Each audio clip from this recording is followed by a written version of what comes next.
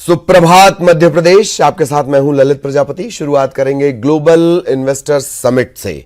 आज है इसका अंतिम दिन और आज अलग अलग सेक्टर्स का प्रेजेंटेशन भी होना है। इन्वेस्टर्स समिट में 65 देशों के प्रतिनिधियों के अलावा 20 राजदूत भी शामिल हुए हैं। आज समिट में प्रमुख उद्योगपति अपनी बात रखेंगे। यही नहीं, अलग अलग सेक्टर में निवेश को लेकर सहमति भी जताएंगे।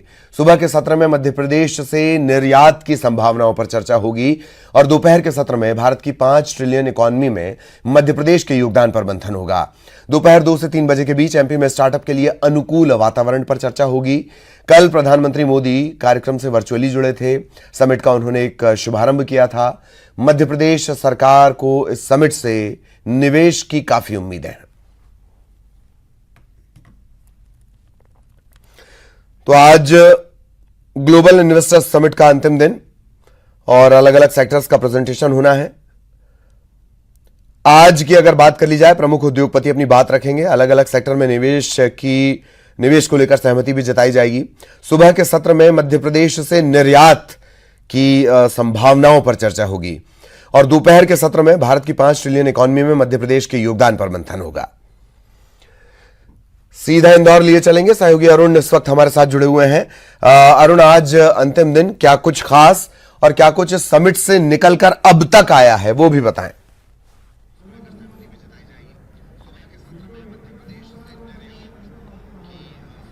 बिल्कुल, देखिए, ग्लोबल इन्वेस्टर समिट के पहले ही दिन खजाना खुल गया और करीब 1.5 लाख करोड़ के निवेश की घोषणाएं हुई हैं कल, और ऐसा माना जा रहा है कि घोषणाएं आज भी जारी रहेंगी। आज जो होंगे वो MOU होंगे। रिलायंस ग्रुप 40,000 करोड़ का यहाँ पर निवेश करेगा। अडानी ग्रुप 60,000 करोड़ का मध्य प्रदेश में निवेश करने वाला है। बिरला ग्रुप 1,500 करोड़ का निवेश करने वाला है। ITC 1,500 करोड़ का, बिरला ग्रुप 15,000 करोड़ का निवेश करने वाला है, और 1,500 करोड़ ITC जो कंपनी है वो यहाँ पर निवेश करेगी। रिलायंस जियो जो है पूरे गांव से लेकर कस्बों तक अगले साल तक 5G सेवा शुरू कर देगी। रिलायंस के जो 175 पेट्रोल पंप है मध्य प्रदेश में वो दुगना कर देगी। इसी तरह ITC भी अपने जो उनके जो आउटलेट्स है उनकी संख्या वो बढ़ाएगी। तो जो निवेश मध्य प्रदेश में ओवरऑल दिख रहा है, तो करीब 1.5 लाख करोड़ की जो घोषणाएं हुई हैं वो अगर जमीन पर उतर आएगा तो मध्य प्रदेश का विकास होगा। और सीएम शिवराज सिंह चौहान ने कहा है कि वो अब CEO की भूमिका में रहेंगे। वो जैसे कंपनी के CEO होते हैं उसी तरह की भूमिका में वो रहेंगे।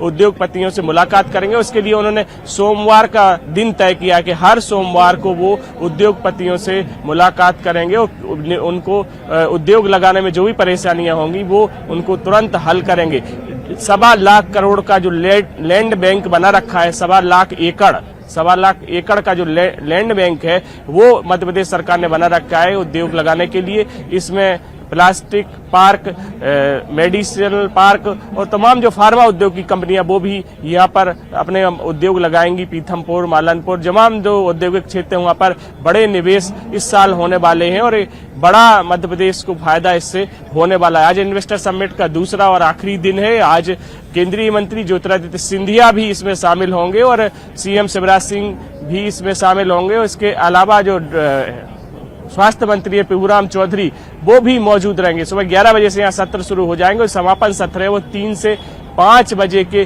बीच होगा। और CM शिवराज सिंह आज बताएंगे कि धरातल पर कितने MOU हैं और कितना निवेश मध्य प्रदेश में इस ग्लोबल समिट के जरिए आएगा। बिल्कुल बिल्कुल, बहुत बहुत शुक्रिया अरुण आपका इस तमाम जानकारी के लिए। सहयोगी अरुण विस्तार से जानकारी दे रहे थे। और अब युवा दिवस पर सूर्य नमस्कार की बात करेंगे। आज जगह जगह सूर्य नमस्कार का आयोजन होना है। मुख्यमंत्री शिवराज सिंह चौहान कार्यक्रम में शामिल होंगे। RAPTC मैदान में इस कार्यक्रम का आयोजन है। 20 स्कूलों के करीब 5,000 बच्चे इसमें शामिल होंगे। स्कूल शिक्षा विभाग के योग प्रशिक्षक भी शामिल होंगे। युवा दिवस पर सूर्य नमस्कार। इंदौर में RAPTC मैदान में कार्यक्रम का आयोजन होगा। इसमें मुख्यमंत्री खुद हिस्सा लेंगे। 20 स्कूलों के तकरीबन 5,000 बच्चे उनके साथ योग करेंगे।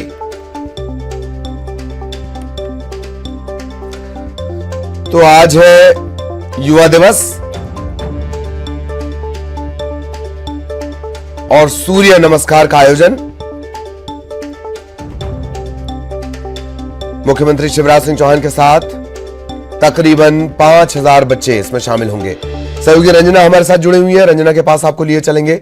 रंजना, आज मुख्यमंत्री तकरीबन 5000 बच्चों के साथ सूर्य नमस्कार करेंगे। पूरे आयोजन के बारे में बताएं।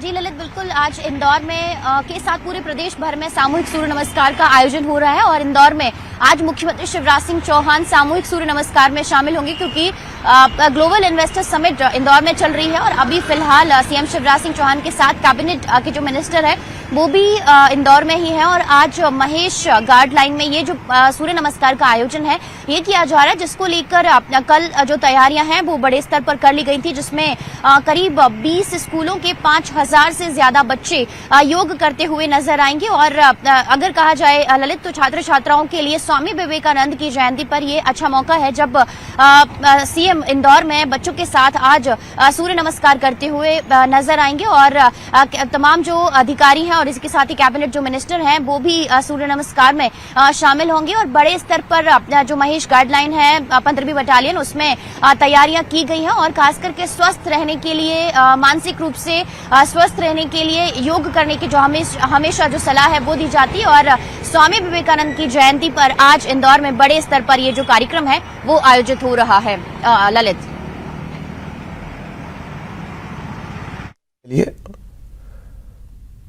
बहुत बहुत धन्यवाद आपका इस तमाम जानकारी के लिए। सहयोगी रंजना हमारे साथ जुड़ी हुई थी और सूर्य नमस्कार इस पर भी लगातार नजर बनी रहेगी। इधर भोपाल से बड़ी खबर है, बीजेपी युवा मोर्चा का आज से खेलेगा मध्य प्रदेश अभियान। आज से 31 जनवरी तक इस कार्यक्रम का आयोजन होगा। भोपाल में वीडी शर्मा मैराथन दौड़ से इस अभियान की शुरुआत करेंगे। 14 से लेकर 20 जनवरी तक मंडल केंद्रों पर प्रतियोगिताएं आयोजित होंगी। 21 से 24 जनवरी तक विधानसभा स्तर पर प्रतियोगिताएं आयोजित होंगी। 25 से 27 जनवरी तक जिला स्तर पर यानी जिला केंद्रों पर मुकाबले होंगे। और भोपाल से एक और बड़ी खबर, करणी सेना के प्रदर्शन में बदजुबानी और गाली देने का एक वीडियो वायरल हुआ था। पिपलानी पुलिस ने एफआईआर दर्ज की है। हरियाणा के उपेंद्र सिंह राणा पर मामला दर्ज किया गया है। भोपाल में प्रदर्शन के दौरान ये मामला सामने आया था। हरियाणा के रहने वाले उपेंद्र सिंह राणा ने बदजुबानी की थी, गाली बकी थी और अब इस पर पिपलानी पुलिस ने मामला दर्ज किया है।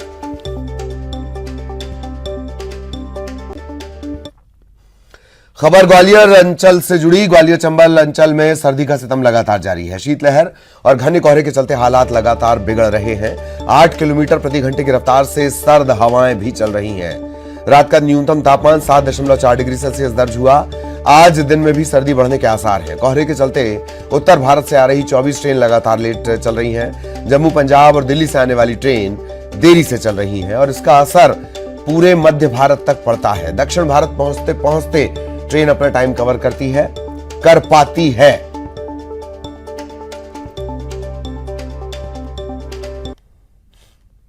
सीधी जिले में धर्म परिवर्तन का मामला सामने आया है। धर्म परिवर्तन कराने के लिए दूसरे राज्यों से यहां लोग पहुंच रहे हैं। आदिवासी ग्रामीणों को निशाना बनाकर धर्म परिवर्तन करवा रहे हैं। सिहावल के सैकड़ों ग्रामीणों का धर्म परिवर्तन करवाने का आरोप लगे थे यहां पर, लेकिन एक सामाजिक संगठन ने ऐसा होने से रोक दिया। ग्रामीणों से भगवान का पूजन अर्चन कराया गया। समरसता भोज का आयोजन हुआ। धर्म परिवर्तन करने जा रहे ग्रामीणों ने सनातन धर्म को अपनाया और भविष्य में कभी भी धर्म परिवर्तन न करने की शपथ ली। कुछ वर्षों से कुछ अन्यत्र से लोग आकर हमारे हिंदू धर्म के जो विभिन्न जातियां हैं उनके अंदर आकर एक वैशेला माहौल बनाने का प्रयास किया गया, जिससे कि ऐसा लगा कि एक दूसरे के बीच में दूरियां बनी। उस दूरियों को कम करने का प्रयास, खूबसूरत संस्कृत का संरक्षण एवं जो भी हमारे मूलभूत संस्कार। खबर खरगोन से। अपनी 9 सूत्रीय मांगों को लेकर कलेक्टर कार्यालय पहुंचे सरपंच, सचिव और रोजगार सहायकों से धक्का मुक्की की गई। दरअसल सरपंच, सचिव और रोजगार सहायकों का आरोप है कि कलेक्टर कार्यालय के सुरक्षा गार्डों ने उनके साथ धक्का मुक्की की, जबकि अपर कलेक्टर ने भारी भीड़ के बीच ग्राम पंचायत बासवा के सरपंच बसंत पिन्नारे का कॉलर पकड़ लिया। हालांकि अपर कलेक्टर ने कॉलर पकड़ने से इनकार किया है। पूरे घटनाक्रम में के चलते संयुक्त मोर्चे में नाराजगी है। गेट पर गए तो वहाँ के जो कर्मचारी थे सुरक्षा गार्ड, उन्होंने भी धक्का मुक्की करी मेरे साथ, और उसके बाद जब मैं गेट पर मुझे ले आए, हम सभी सरपंच साथीगण संयुक्त मोर्चा के सभी लोग भारी संख्या में वहाँ एकत्रित हुए थे। तो उन्होंने बाहर जाने को बोला, आप बाहर जाइए, तो मैंने नारे लगाना चालू कर दिए। तो मैं नारे ही लगा रहा था, सर ने मेरा रुमाल और कॉलर पकड़ लिया। मैंने अपर कलेक्टर साहब जो है के मालवीय जी, एक्चुअली देखिए मैं बिजी था किसी सरकारी काम में, तो थोड़ा वेट करना चाहिए। अधिकारी अगर कोई किसी सरकारी काम में व्यस्त है तो वेट करना चाहिए, और जैसे मैं फ्री हुआ मैंने ज्ञापन ले लिया। सर कॉलर पकड़ने का आरोप भी लगे आपको? नहीं, गलत है ये। मैंने नारेबाजी करने से रोका था कि जब हम ज्ञापन लेने के लिए सुन रहे हैं तो नारेबाजी बंद कर देनी। देवास में उत्कृष्ट जिला छात्रावास की छात्राओं की शिकायत रंग लाई। एक ही दिन में छात्रावास में बहुत कुछ बदल गया। छात्रावास में यानी हॉस्टल में गीजर लग गया, टीवी लग गया, फ्रिज भी लग गया। छात्राओं ने जिला प्रशासन को इसके लिए धन्यवाद दिया है। बॉयज हॉस्टल में गीजर अभी लगाया जा रहा है। आपको बता दें कि जन सुनवाई में उत्कृष्ट जिला छात्रावास की छात्राओं ने कलेक्टर को ज्ञापन सौंपकर यहां की समस्याओं से अवगत कराया था। फिर उन्होंने शाम को ही गीज़र लगवा दिया, और शाम से खाना तो ठीक है, अच्छा ही आने लगा है। उनको दिल से हम सभी की तरफ से thank you so much sir. पर देखा आपके यहाँ पर टीवी भी नहीं था पहले, अभी टीवी भी लग गया आपके मनोरंजन के लिए। कंप्यूटर की भी कुछ बात करी उन्होंने, वाटर कूलर भी झाबुआ के मेघनगर के एक निजी स्कूल के संगीत शिक्षक पर नाबालिग छात्रा से छेड़छाड़ और अश्लील हरकत के आरोप लगे हैं। आरोपी संगीत शिक्षक के खिलाफ छात्रा और उसके परिजनों ने मेघनगर थाने में शिकायत दर्ज करवाई है। छात्रा की शिकायत पर पुलिस ने मामला दर्ज कर लिया है। आरोप यह भी है कि संगीत शिक्षक 9वीं की छात्रा को क्लास खत्म होने के बाद भी अलग से संगीत सिखाने के बहाने गलत तरीके से छूता था। एक दिन शिक्षक ने छात्रा को अपने घर बुलाया, कपड़े फाड़कर उसके साथ अश्लील हरकत की, किसी को बताने पर जान से मारने की धमकी भी दी।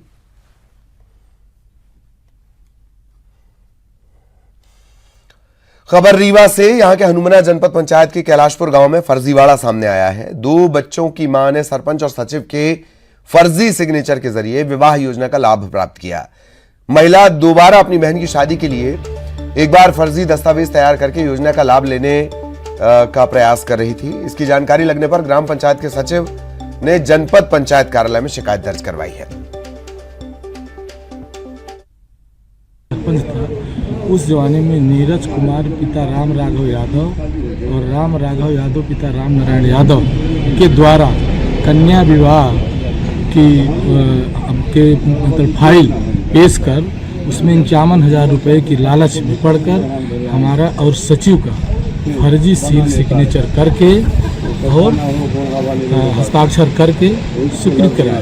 मतलब पूजा पिता राम राघव, कमला पिता राम राघव यादव की फर्जी फाइल मतलब पेमेंट के लिए लगाई गई है। तो फिर जब सरपंच माध्यम शिकायत हुई तब फिर यहाँ फाइल निकलवाया गया, तो उसमें फिर जांच मतलब अधिकारियों द्वारा जांच किया गया। फाइल वहाँ से मंगाई गई जिले से, उसकी जांच प्रक्रिया। ऐसा तो नहीं है, लेकिन एक शिकायत आई है 1 सप्ताह पहले, उसकी मैं जांच करवा रहा हूँ। मात्र व्यक्ति को लाभ दे दिया गया नहीं, 1 सप्ताह पहले हमारे संज्ञान में आया। मैं उसको सामाजिक सुरक्षा विस्तार अधिकारी और बैतूल में सरकारी जमीन से अवैध कब्जा हटाने गए तहसीलदार को ट्रैक्टर चलाकर कब्जा हटाना पड़ा। मामला घोड़ा डोंगरी के खमालपुर गांव का है। यहां एक 40 लाख कीमत की 3.5 एकड़ की सरकारी जमीन पर अवैध कब्जा था। कब्जे के लिए यहां फसल लगा दी गई थी। एक्शन लेते हुए घोड़ा डोंगरी के तहसीलदार गांव पहुंचे। सरकारी जमीन पर लगी फसल हटाने के लिए ट्रैक्टर मंगवाया। ट्रैक्टर तो मिला लेकिन ड्राइवर मौजूद नहीं था। काफी कोशिश के बाद जब कोई ड्राइवर नहीं मिला तो तहसीलदार ने खुद स्टीयरिंग थामी और फिर इस फसल को नष्ट किया गया।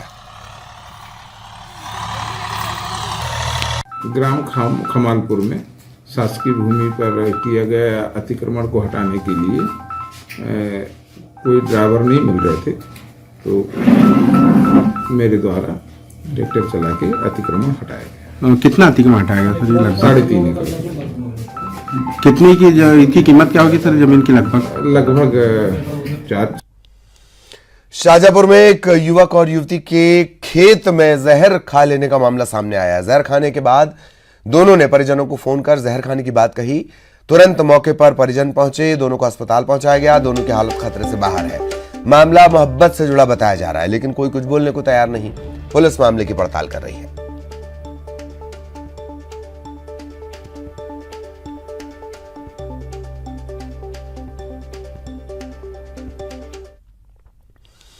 आपने Olympic, para Olympic, world cup, ये तमाम चीजें सुनी होंगी, लेकिन क्या आपने कभी एनिमल ओलंपिक के बारे में सुना है? देखिए।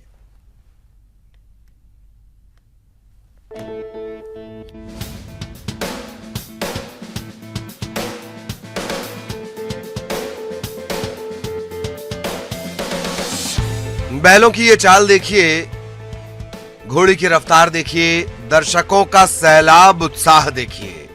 गाड़ी मोटर के जमाने में ऐसी दौड़ आमतौर पर फिल्मों में ही नजर आती है, लेकिन यहां ना तो फिल्म चल रही है, ना ही फिल्म की शूटिंग। ये सारा एक्शन असली है। जुटी है हजारों की संख्या में पब्लिक।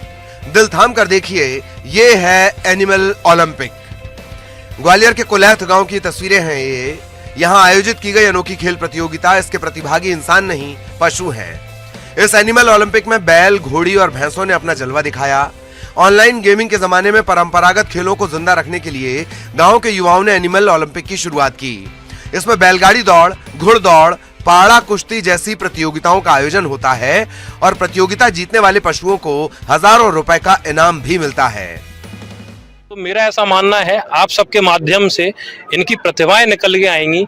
बैलगाड़ी दौड़ प्रतियोगिता है, पैदल दौड़ प्रतियोगिता है, घोड़ी दौड़ प्रतियोगिता है, पड़ा कुश्ती प्रतियोगिता है। इसमें सभी को प्रोत्साहन दिया गया है, राशि भी दी गई है, जिससे आप लोगों के माध्यम से जब दिखाया जाएगा तो मेरा ऐसा मानना है कि लोग जागरूक होंगे और इन खेलों के प्रति भी रुझान बढ़ेगा। एनिमल ओलंपिक को लेकर लोगों में जबरदस्त उत्साह रहता है। ग्वालियर, चंबल के साथ ही प्रदेश के अन्य इलाकों से भी लोग अपने जानवरों को इस प्रतियोगिता में दौड़ाने के लिए लाते हैं। पशु मालिकों का कहना है कि पशुओं को इस प्रतियोगिता के लिए साल भर तैयार किया जाता है, उन्हें बेहतर खाना दिया जाता है और रोज दौड़ाया जाता है, जिससे कि इस प्रतियोगिता में बेहतरीन प्रदर्शन वो कर पाएं। जलालपुर से आए दीपक के बैलों ने जोरदार प्रदर्शन करते हुए विजेता का खिताब जीता। दीपक ने 2.25 लाख रुपयों में बैलों की जोड़ी पंजाब से खरीदी है।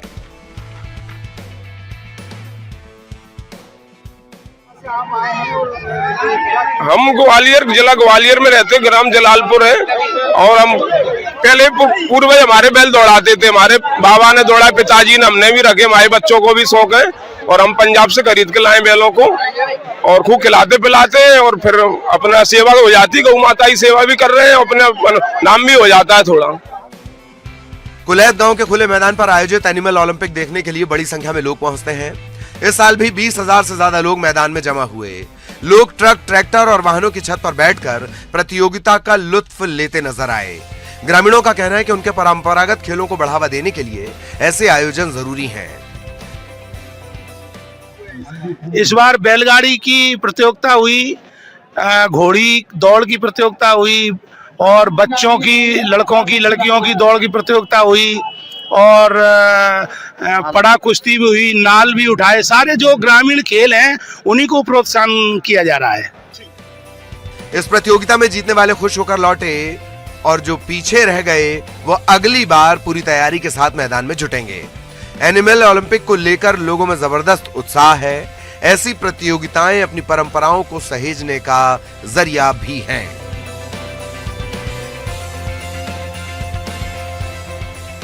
सुशील कौशिक, न्यूज 18 ग्वालियर। और अब 25 सेकंड में खबर। Global invest